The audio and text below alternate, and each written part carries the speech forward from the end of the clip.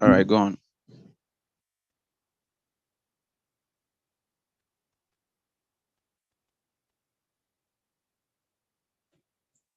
All right, good morning, everyone. So,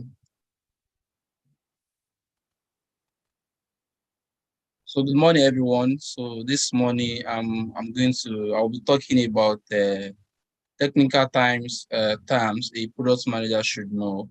So my name is Nurudeen Ajani. I'm a product manager at Bincom Dev Center. So, are you worried about how to collaborate with the software engineers in your team?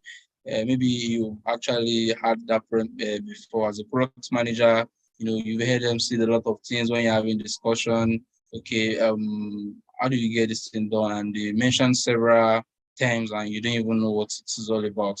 So, worry no more. These tips will help you get started.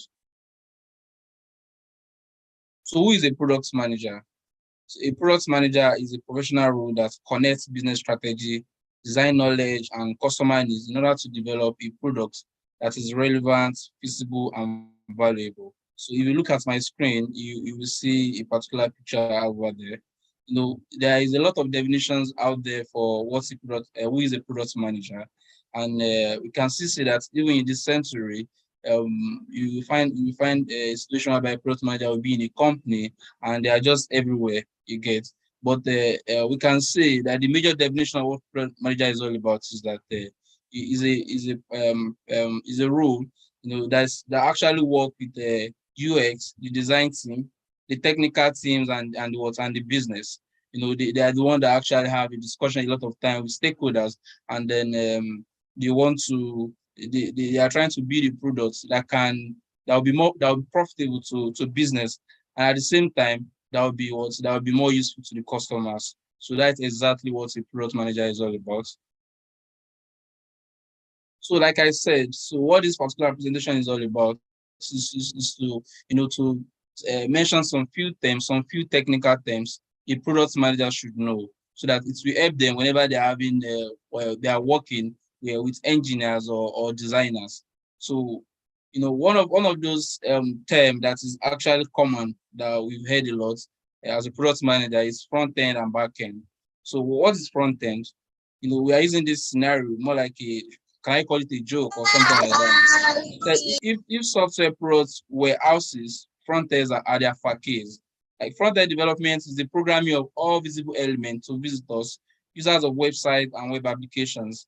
You could remember that if you go to Bincom Dev Center.com, when you go there, you are going to see some interface. You understand? You see out of those interfaces, you may see the Bincom ICT product and some other things like that. So those are things you can see as a user. So that is exactly what who actually make that possible. The stack that actually made that possible is the front end.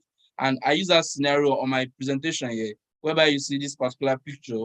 You can see the kitchen side. You can see the waiter trying to serve a food to a customer. I can see that customer is a little kid there. So where the aspect whereby the waiter is trying to like if you go to a restaurant, you see the waiter will bring a food from the kitchen to where the sitting room where people can actually you can eat the food. So that is the front end.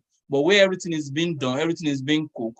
Let me use the scenario of shawarma. If you want to make a shawarma now, you have to cut the chicken, you have to grill the chicken, you have to wrap it. There are a lot of processes that actually happen in the kitchen. So all those things that happen in that kitchen, that is exactly the back end. So what is back end? Backend development is the area of web development focused on all of the necessary background processes occurring at the server side of websites, web apps, and mobile apps. So backend refers to the part of website or software where data is being stored and managed. So I just want you to understand it this way. So front-end development is what you can see. That is, we are going to a website now, that is the user face you can see. But when let's say for example now you want to register and you're able to put in your data, and when you come back later you're able to log in. You put in your email and password, and when you click on that, there's a lot of validation that happen in the backend, and that is exactly what backend is all about. And once you click on it, all those user interface you can see when you're working on your computer, that is exactly what front end is all about. So front-end use terms like HTML, CSS, and JavaScript. So like I said earlier, I said you go to bincomdevcenter.com, it's like a website, you can see some Bincom ICT products and some other things like that. You'll be seeing some tests, you understand, you'll be seeing some pictures, you'll be seeing a connection between one page and another page. So what is HTML? HTML is hypertext markup language. It is used to program display and layout of a web page. Like I said, you can see on my screen, I have a line of code that is actually explain a little thing about the HTML and CSS. You can see the HTML code, there's JavaScript, there's CSS. So what I'm trying to say, if you go to the bincomdevcenter.com, let's say you see the Bincom ICT product, you see some tests that the rest, what they use to do that is the HTML. Then CSS is cascading styling sheet. It is used alongside HTML to program the design of a web page. Now, like I said, when you go to a page now, you see some colors, you see some connection between one layout to another layout, you see some expressions in that way. So what they use to do that styling is what? Is the CSS. So why the third one is JavaScript? JavaScript is used to add functionality to a web page so that whenever you click a button, there will be a response. So that's exactly what JavaScript is used. Because if JavaScript was not used, the only thing you have it's more like you are reading an article. There's no way if you read an article. Let me give you one example. Now, if you read an article now, as you read that article, then you can make your comments. So what they use for you to click on that comment and you can write whatever it is and you send it, is actually the work of JavaScript. So that is exactly what this HTML says and JavaScript. So they use it along each other. HTML for text, CSS for styling, and JavaScript for functionality. So talking about the full stack, I'm sure you might have heard a lot of statements like Mr. King is a full stack engineer, Mr. Joshua is a full stack engineer. So if you heard about full stack, what does it even mean? It means that there are several stacks, together to make it full. It means that the person have a knowledge of doing this particular stack. So and they know almost everything that line. So that is actually what makes them a full stack. So in your career, you might have heard of people saying, I'm a full stack engineer. This means he or she can write program using the following, like a browser using languages like JavaScript, jQuery, Angular, or Vue. Then the person understand the server language such as PHP, ASP, Python, or Node. Then at the same time, the person understand the database languages such as SQL, SQLite, and or MongoDB. If you look at the picture I have here, you can see that a full stack, like I said, the person understands several stacks: the front end stack, the back end stack, the database stack, DevOps stacks. So if somebody understands all these things together, can merge together and work together, that particular person was a full stack engineer or a full stack developer. You can see the front end developer here, JavaScript, like I mentioned earlier, back end, we have the Java here, .NET here, database, MySQL, MongoDB, DevOps, and some other things like that. So now, another thing I want to talk about that you might have heard as a product manager, when you're working with engineers, is the cloud, or you're even working with your DevOps engineers. Maybe you have a DevOps engineers as your friend, or they happen to be in your team. You might have heard a statement like, we have everything on cloud. Well, everything can be on cloud, truly. It refers to actual data sites or centers allocated to serve many users. Let's say, for example, now we want to build an app, that they are going to write a lot of code. Let me use an example of a Bincom Dev Center app, where we can actually go there, we can submit our KD presentation, we can do some other things like that within that app. So, I can use that app as I'm here. Somebody somewhere can also use that app as I'm here. If all those things is not being put in a cloud, there is no way, there's no possible way for me to use it, for another person to use it. So all those things that actually make it work is what engineers, DevOps engineers, they make use of a cloud. And in cloud computing, we have about 3 terms, something like SaaS, PaaS, and IaaS. SaaS means software as a service. Company that actually do software as a service, I can say the example is like a Microsoft. Microsoft, like Microsoft documents now, we have the Microsoft Docs, we have the one for presentation, we have the one for Excel and some other things. Those are the software, you understand? So there are a lot of things that have been put together for us to can use that software to make our service. So that is exactly what the cloud is all about. Then we also have another one as platform as a service. Like I said earlier, if somebody they work on a particular app now, there's a lot of databases, there's a lot of data that has been stored. There's a lot of things like if I log in now, if I register now, my data is being stored somewhere. If I want to log in again, there's a way they call in that database I've already stored before. Validation happen for me to log in again. So all those things are being put in a particular place. If not, olden days when you see people using all this mainframe computer, it serve as the normal typical server whereby they do everything. But now, some part of things that they can do in their local machine, they can just have it in a space on the cloud. And that is exactly what the platform as a service it is. So our DevOps engineer, they use this a lot. The other thing again is what is infrastructure as a service. Talking about the server as well, if you look at my picture, we have the physical data center, servers and networking storage. So this is another picture again that can also help us. So the summary is that most of things we do with our computer, either with our apps and some other things like that, maybe have a desktop, laptops, we do a lot of things in the cloud. Now, another thing I want to talk about is the server side and client side. This is more related to the front end and back end that I mentioned the other side. I was trying to use the example of Bincom Dev Center as a website, or talking about their app. I said, if you go to the Bincom Dev Center as a website, there's a lot of things. Let's say you can look at the knowledge development section. You can look at the community event section. You understand? You see some tests over there. You see some things that if I click on something, I can see something that happened. That is my client side. I'm a client. I can work with that interface. That is my interface. But if I click on all those things, there are a lot of things that actually happen in the backend. Like I said, there's a lot of automatic validation. The code has been written to make all those things work. Like if this particular thing actually meet up with this thing, this should happen. So that is actually what happened in the server side. So the client side and where you goes to and being granted access is the server side. And you see it in my picture that in the client side, when you make a request, it's good to the server side and you get a response. You get a response on your own side. So that is exactly a client make a request, go to the server side. Based on the code they've written in terms of validation, it's being validated. The person can get a response back. Now, another thing again that is very, very important for the product manager to understand is API. We've heard a lot of things about API, so which we need to understand. The term API stands for Application Program Interface. It's an interface that software developers use to programmatically interact with software components or resources outside of their own code. An API is a part of software component that is accessible to other components. APIs are mediators between two applications. So let me just use a very lame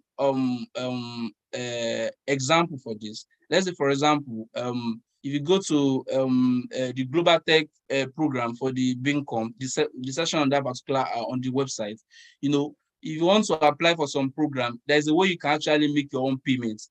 And and when you click on those payments, you see something like a paper, you see something like a Flutterwave and some other possible fintech company that they actually integrate to their system. The point is, PayPal is not owned by Bincom. You understand? Flutterwave is not owned by Bincom. Those are the payments platform. But what actually makes it possible for them to integrate all those particular platforms into their website is the API.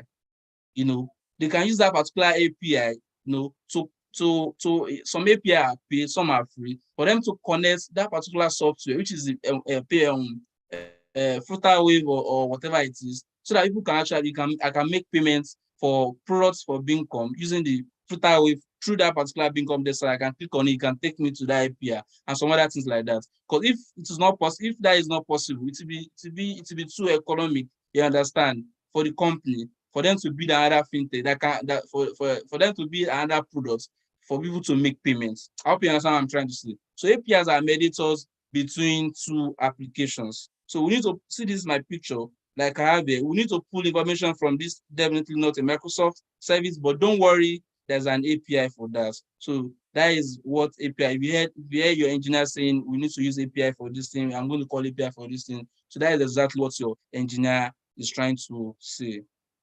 The other thing that we need to talk about is the version control system. So version control system, think about the ease you feel when you and your colleague can easily work on a document at the same time in Google Docs, rather than waiting for one person to finish and having it transferred to you as you have it in Microsoft Word. That scenario in programming field occurs as well, and they call it Git.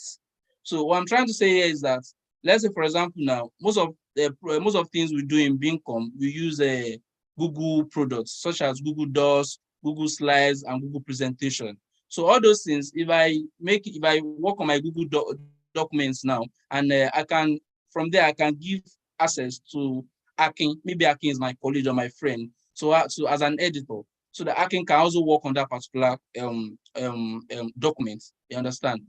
So the same thing also happened to programmers, the engineers. Let's say Akin is an engineer, Ramani is an engineer, Abdullah is an engineer. Those are three things. They are working on a particular project. They want to work in a particular features of an app, and they are working together. So what actually make it easy for them is the version control system.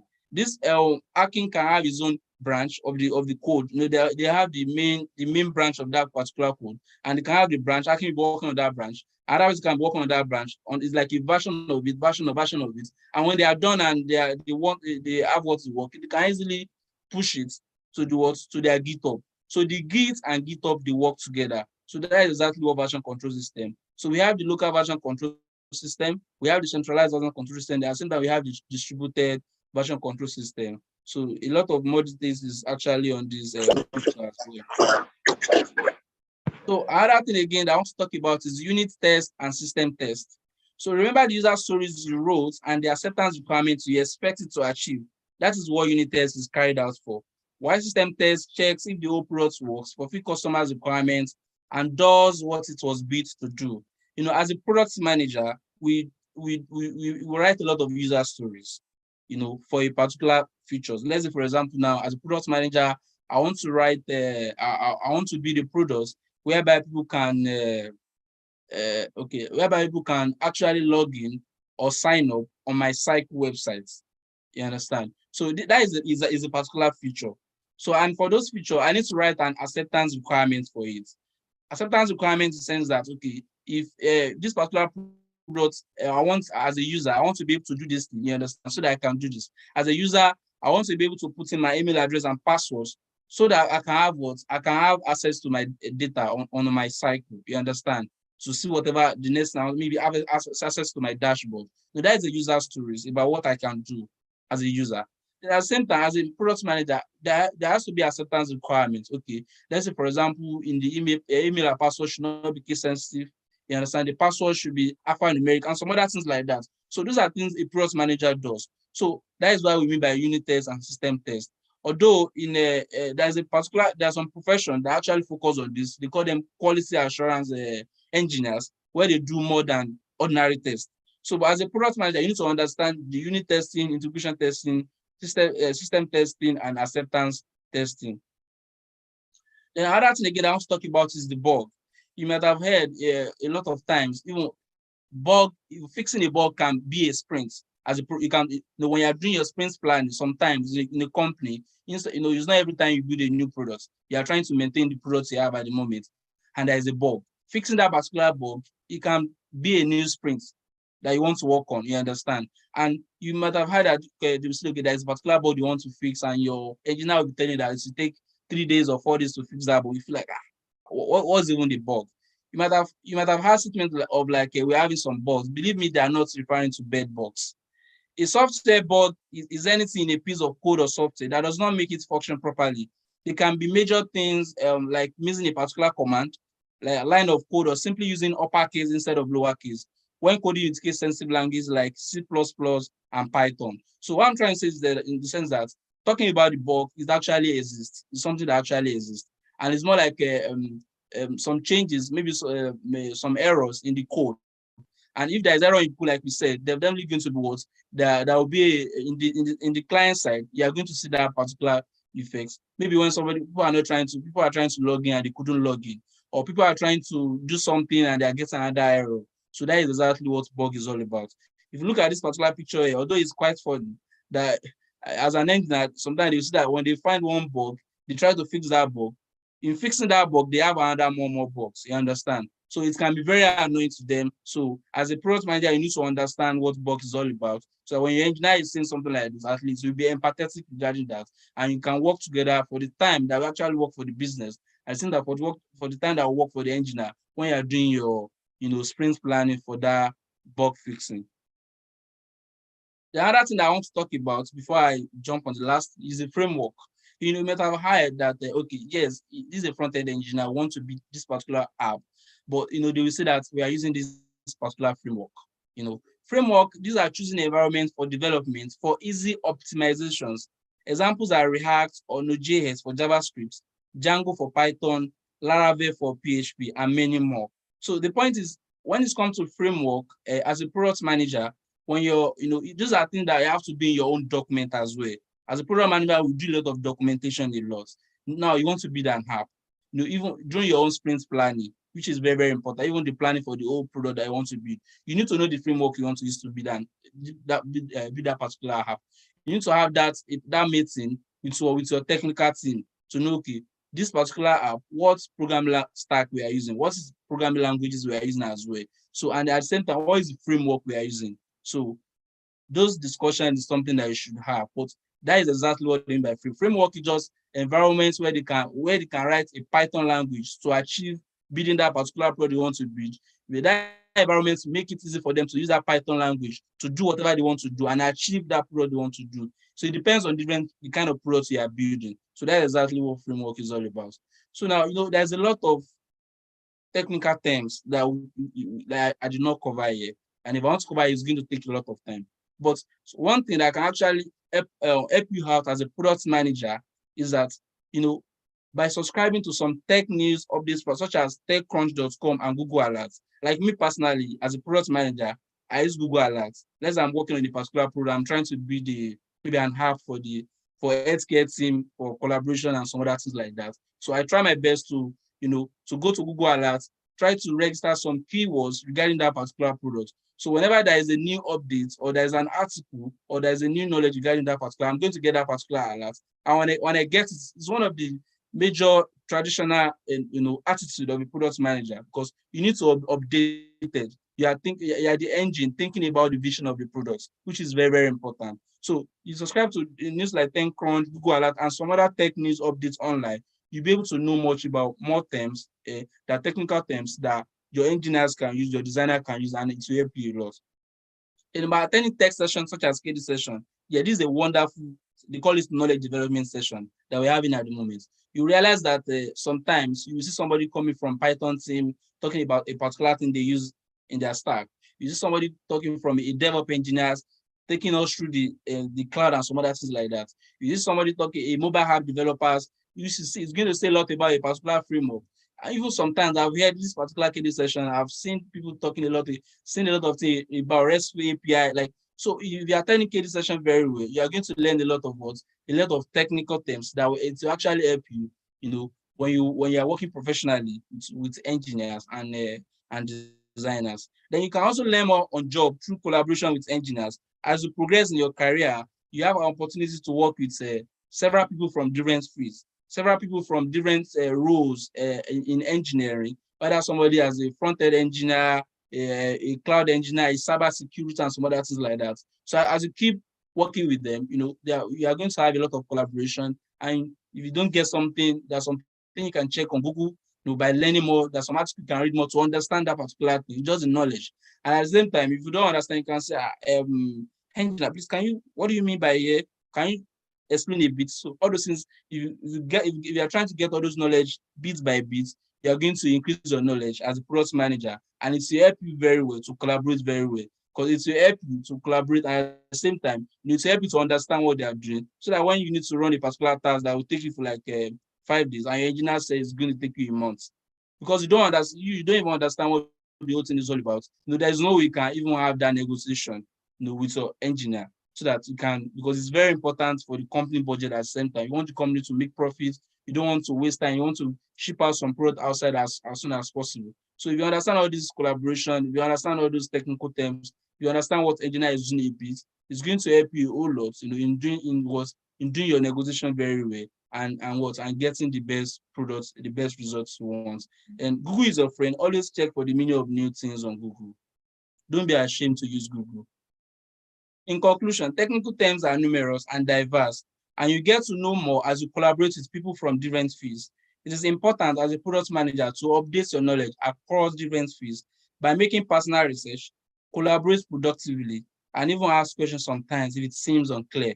Always remember that Google is a friend. Use it productively. Thank you. If there's any questions, you can ask.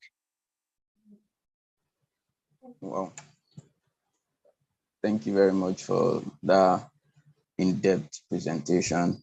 Thank you, sir. Thank you so much. So if we have any question on that, please let us simply ask. Before then, I just have one question for you. And the question I have is that all the themes I've been hearing since you started, they seem to me to be terms that are only related to programmers. Like I believe all these terms are meant for programmers, and I don't know if what is really the work or the function of a product designer. Are there other terms that are more related to being a product manager, or these are just basically what a product manager needs to know? Are there other terms meant solely for a product manager? Yeah.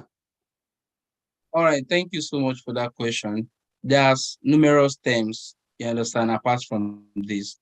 And talking about the designer, there are several, should I call it designer terms that the product manager should know as well. Let's say, for example, as a product manager, I want to work on a particular, let's say I want to build an app from scratch.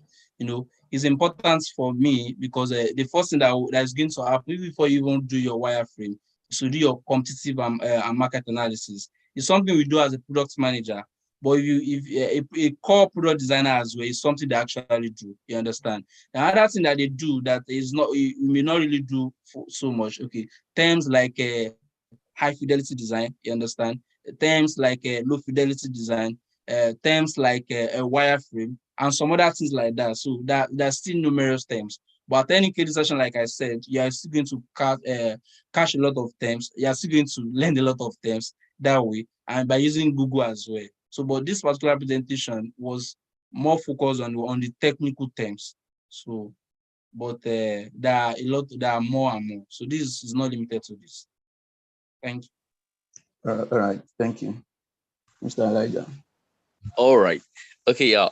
Thanks so much, Mr. Nurudeen. Okay, so I just have a question. All right. Okay, it's like 3 in 1 combined together. So, like you talked about product designers, right? So I'd like to ask, is there any difference between a product designer and a product developer? Like a product designers, product developers, and product managers. All right, or are all three on like similar stuff? Because I think in certain organizations, you have the designer guys, all right, the design, then you have the developers that develop, and then you have the managers. There might be someone either internally or externally who actually oversees this entire process. So do they all mean the same thing, or are there can they be individually subgrouped? Okay, thank you, Elijah, for that. So, talking about who are the product designers? Okay, product designers, they are the one that actually design the products, and in what sense? And if you are talking about the product designer, you are not just talking about a UX designer, you understand, or a graphic designer. The product designer do more than just design, because their focus is to design what actually matters to the customers. I mean, what the best user interface, you understand, something that can actually eventually bring money for the business, and at the same time keep the users on that particular app or on the page. So, and that aspect of their work, and one of the first things they do is that they do a lot of research and market analysis. So that is in line with what product manager actually also do that as well as a product manager, you understand.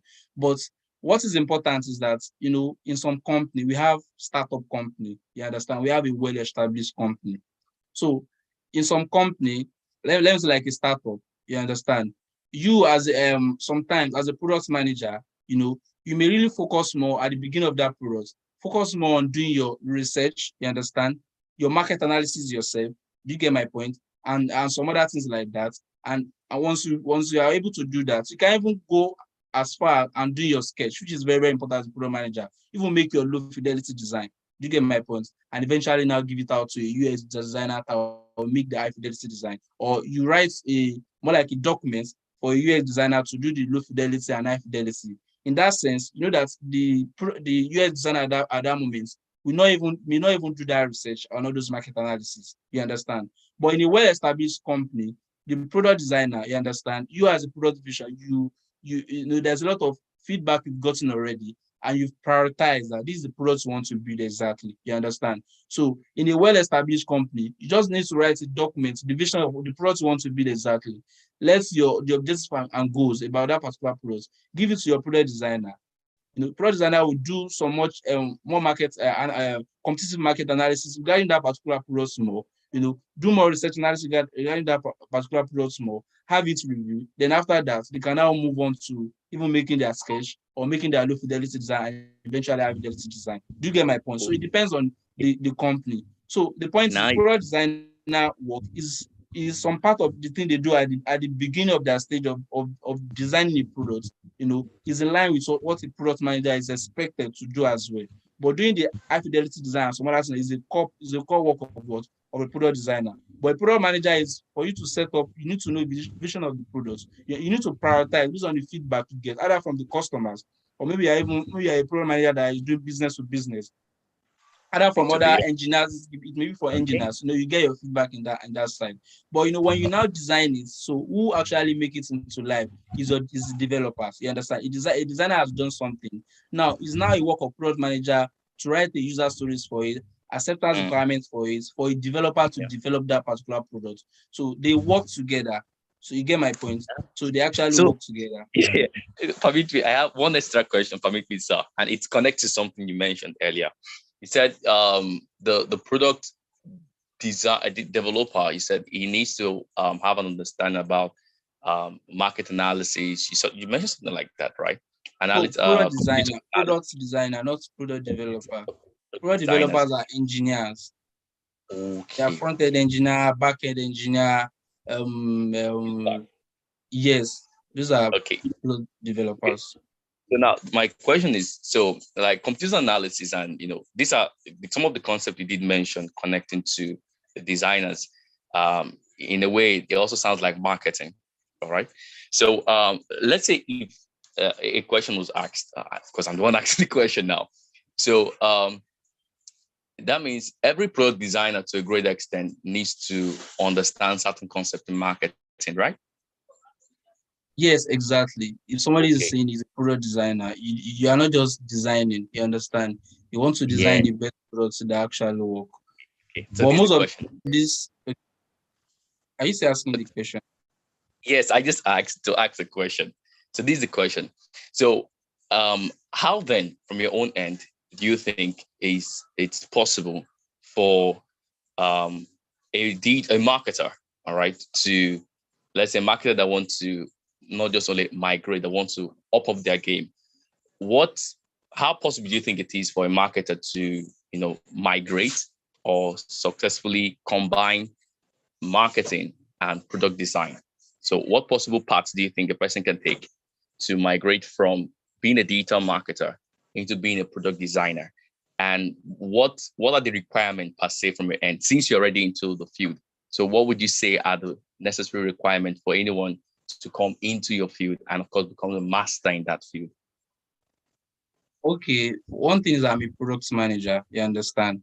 But talking about the product designer as a marketer, one of the things that you have to take very important, you understand, is the market research. Is very, very important. Let's say, for example, now I want to build an app that people can use to order for, let me say something like an Uber, you understand?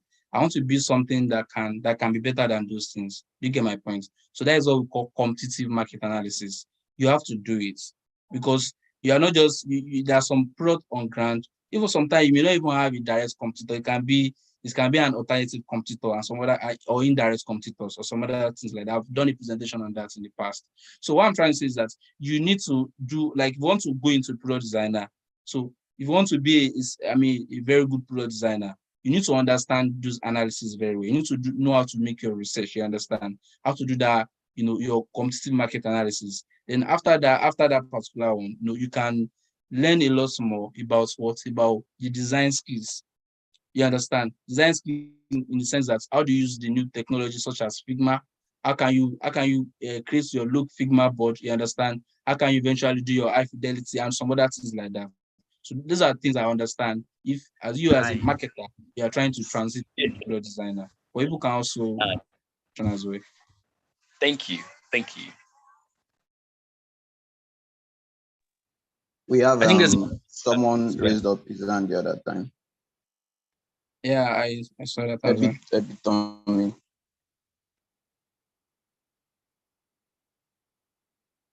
Yes, Adekunle. Please, you can ask your question now.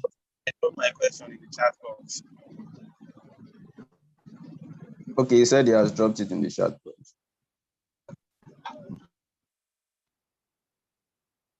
The question reads, you talked about terminologies as a designer who knows sometimes in product development. How do you relate with the developers without making it look like you are teaching them their work? Okay. Okay, actually, either you're a product manager, you're a product designer, and you understand some term. Normally there is a professional way you collaborate with people. Let's say you are trying to have a technical discussion or a discussion regarding the product you are building. You want to build an app, and you are trying to, maybe you are even talking about the particular first sprint of that app, and you are saying, okay, you are trying to ask the engineer that, okay, this product, this is the vision of this product, this is what success look like to us. So, and these are the maybe the magnitude of the database we are expecting to be using on this particular app. What is the best stack, or what is the best tech stack, or the programming language you can use to write this particular app, or what is the framework, you understand? So the point is, if your engineer now says, okay, let's use Python, we are going to use Django as a framework, or we are using PHP, or Laravel as a framework, you understand? If your engineer says something like that, you understand what he said. You get my point. And as you're having your discussion further, let's say you want to work on a particular, you want to even build the landing page.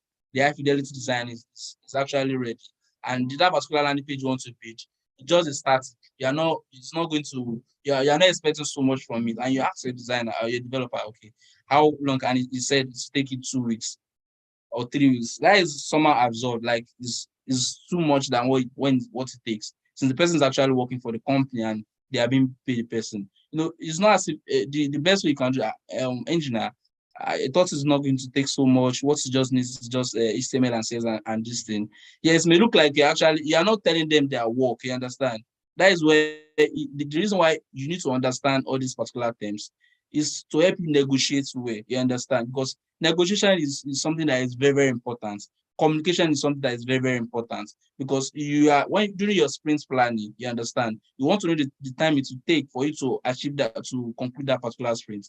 And for you need to, in doing that, you won't just take it from your end that, okay, this thing will take 1 week. No, you need to ask your developer, how long will it take you? And if the developer says 2 weeks, engineer, we need this thing very fast. Can it be done in a week? You understand? You are doing your negotiation because you understand what the whole thing is all about. It's help you in negotiating way. So that is just the reason for you as a product manager or product designer to understand this all these particular technical terms. It's just for you to help you in collaboration, communication, and negotiation.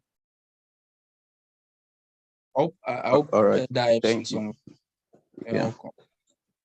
Okay, now thank you very much for the presentation, for answers to all the questions, and how you were able to give us in-depth explanation to all these things. Thank you very much. And for these, we will be coming to the end of today's KD session. If we have any question based on the rescheduling that has just been done, or any question about the KD, we can ask on the KD channel, or you can direct the questions to myself or to Mr. Patrick. So this will be the end of today's session. Thank you very much, and have a very nice working day.